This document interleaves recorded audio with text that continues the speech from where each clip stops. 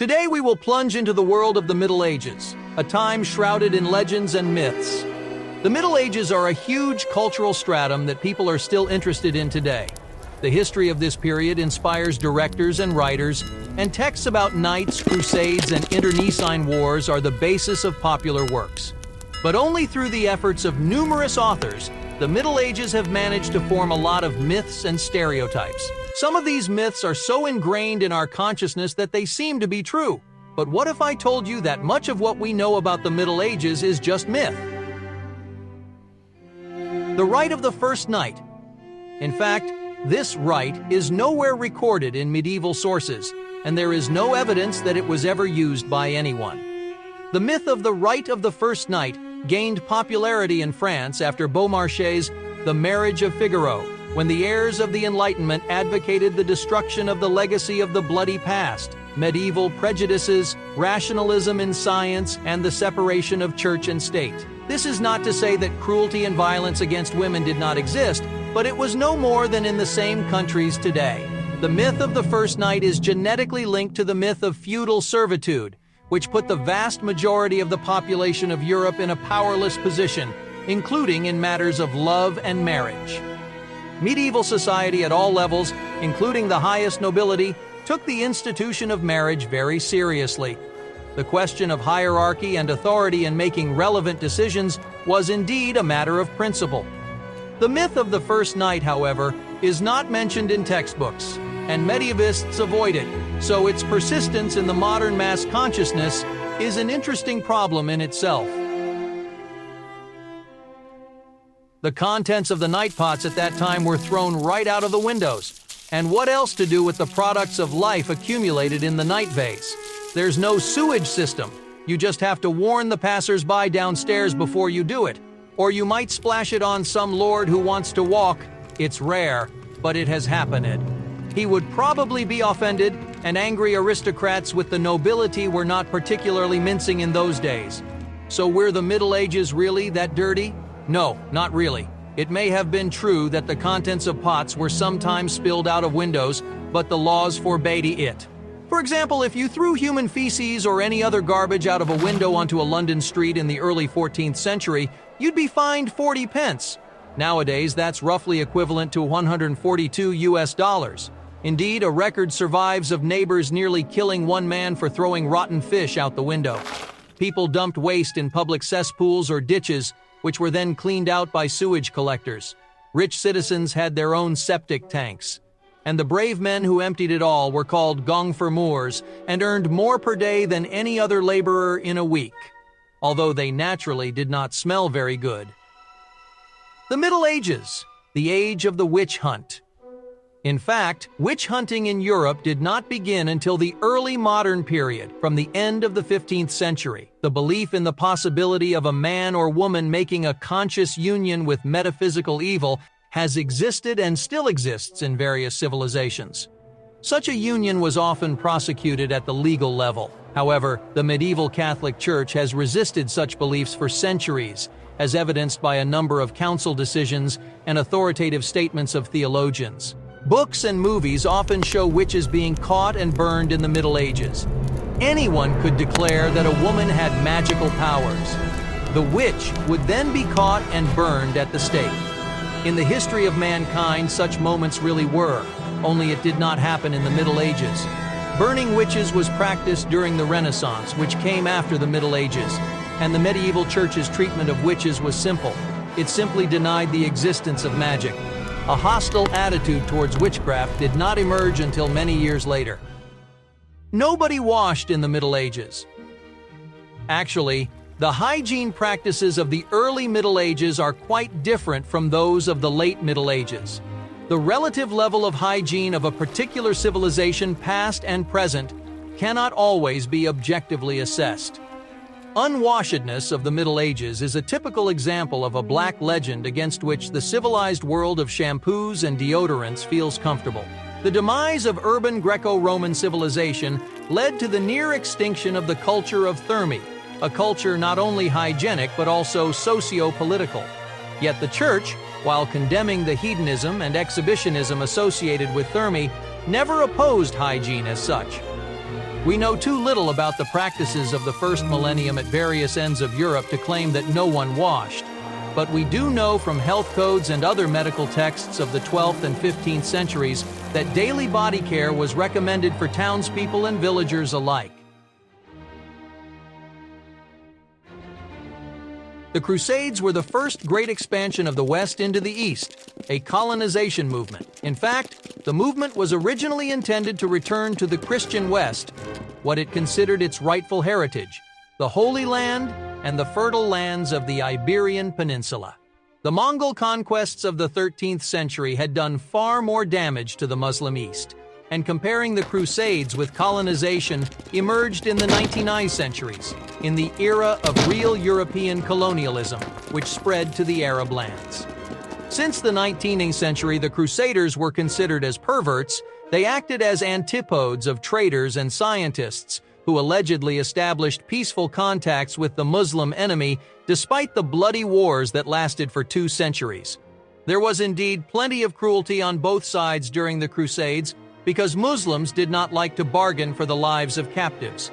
However, alliances between Christians and Muslims were common, as were alliances of Christians against Muslims. There is no evidence of such a view among medieval intellectuals. Authoritative Christian literature never opposed the idea that the earth was spherical. Perhaps the desire to emphasize the revolutionary nature of the discoveries of Columbus, Copernicus, and Galileo led to the gradual formation of this myth. In the 19th century, anti-clerical historians easily accepted as an affirmation of the flatness of the earth, the denial of the existence of antipodes, i.e. the inhabitants of the southern hemisphere, which was widespread in the Middle Ages. The American writer Washington Irving, in The Story of the Life and Travels of Christopher Columbus, invented that Columbus had to appear before a theological commission in Salamanca, and his fantasy was picked up by textbooks. The flat earth myth of the Middle Ages found itself at the epicenter of the debate between secular minds and believers and became a convenient platform for the European cult of progress and positive science. Since it was convenient to consider that in the Middle Ages there was no science at all, it means that the earth was flat in the medieval understanding. All medieval knights are noble, courteous, serve the beautiful lady, protect the weak, and all equally cruel. In fact, the golden legend of chivalry was created by the mature Middle Ages in novels and chronicles, but it was also debunked. Every society needs ideals, be it a successful lover or a defender of the fatherland. The medieval beautiful lady is excluded from chivalry, but can be the heiress of considerable wealth, so necessary to the knight. In Eric and Enid, by Chrétien de Troyes, 12th century, Enid is the fairest lady in the world. As stated in 2 lines, Eric proves this assertion by feats of 16,000 lines, and when his beloved warns him of danger, offers to shut her mouth. Such chivalry and courtesies are highly relative, but also the unrestrained cruelty of the knight, the mercenary of his liege lord, was offset by the pragmatics of warfare in those years. Its purpose was not the physical destruction of the enemy, but the ransom for the captive. In the middle of the 9th century, the papal pulpit was occupied by a woman who ruled under the name of John VIII. This fascinating myth has a sequel. To prevent this from happening again, the Catholic Church began to check the sex of each elected pontiff on a special dung chair. In fact, this legend was first recorded in text in the second half of the 13th century and is known in 100 testimonies before 1500. The birthday of Papess Joanna was sometimes fixed as 814, the year Charlemagne died. The popularity of the myth is explained by the Western tradition of criticizing the Roman Curia and the head of the church. A similar medieval legend about a woman in the Constantinople pulpit is known, but it did not spread. The myth of the papacy sometimes inspired writers. For example, Pushkin sketched a French outline for a play about the papacy of John the Pope. The water was so dirty then that people had to drink only beer and wine. Those who believe this myth should try replacing all the drinking in their diet with hard liquor for a week.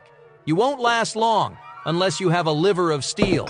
Booze contributes to dehydration, so quenching your thirst solely with it is questionable. In fact, people built their settlements, castles, villages, and towns near fresh water sources. Each settlement had a well, and very severe penalties were imposed for polluting it. So it was water that was the main drink of the Middle Ages. Sometimes it was mixed with sweeteners such as honey or berries. Beer, however, was also a favorite drink of the Middle Ages.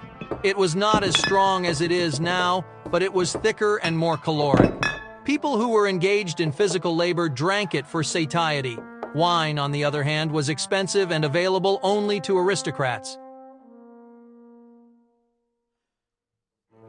People back then lived until the age of 40.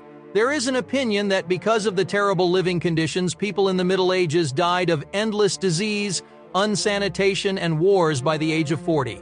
But that's not true. Yes, the average lifespan then was 35-40 years because of the very high infant mortality rate. But those who survived childhood and became adults had a good chance of living to old age. Those who were 60-70 years old were considered old people. Medieval clothing was gray and drab. Look at how the characters in Game of Thrones and other fantasy movies and TV series dress. Everyone there, from kings and lords to simple peasants, wear the same gray, brown, and black outfits. The only difference is that the commoners have shabby clothes while the rich have new ones, as if they were couture. The colors are the same, but in fact, people in medieval Europe preferred bright and colorful clothes, if, of course, they could afford them. Back then, most items of clothing were made of wool, linen, hemp, and even nettles, and without dyeing, things were simply white, cream, or beige. But even the poorest peasants tried to give them color with dyes created from various plants, lichens, tree bark, nuts, crushed insects, and iron oxide. One of the most popular natural dyes was a plant called vajda, which gave clothing a dark blue hue. Other colors like red, crimson, green, yellow, and violet were less common but not exceptional. And the rarest was purple because it was hard to make. Only members of the royal family were allowed to wear this color. So a bunch of poor people wearing brown or black clothes is ridiculous. They preferred to dress up in things of many different colors. It was fashionable.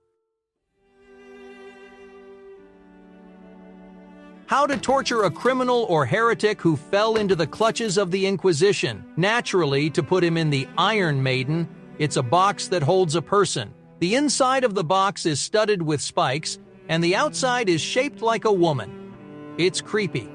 Except they didn't use Iron Maidens in the Middle Ages. This wonderful tool was invented not earlier than the end of the 16th century, so it can be said to be a novelty. It is assumed that the myth of the terrible Iron Maiden appeared in the Age of Enlightenment, when the Middle Ages were usually exposed as a time of terrible ignorance and cruelty. Torture in the Middle Ages did exist, but it was much simpler than it is shown in popular culture.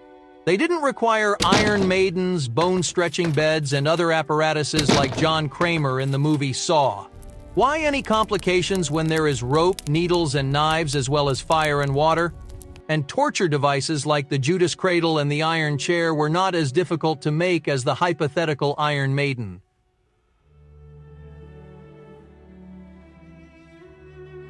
Spices were used back then to take away the taste of rotting meat, a popular tale that is often found in various collections of facts about the disgusting Middle Ages. Back then, there were no refrigerators, and meat spoiled quickly. Therefore, it was generously seasoned with pepper and other spices to at least eat it while overcoming gagging. It sounds creepy and naturalistic, but in reality, nothing like that ever happened. First of all, no amount of spices will make spoiled meat edible or save you from stomach poisoning. And secondly, they were very expensive. More expensive than meat. Only really rich and noble people could afford them, and they had no need to choke on rotten meat.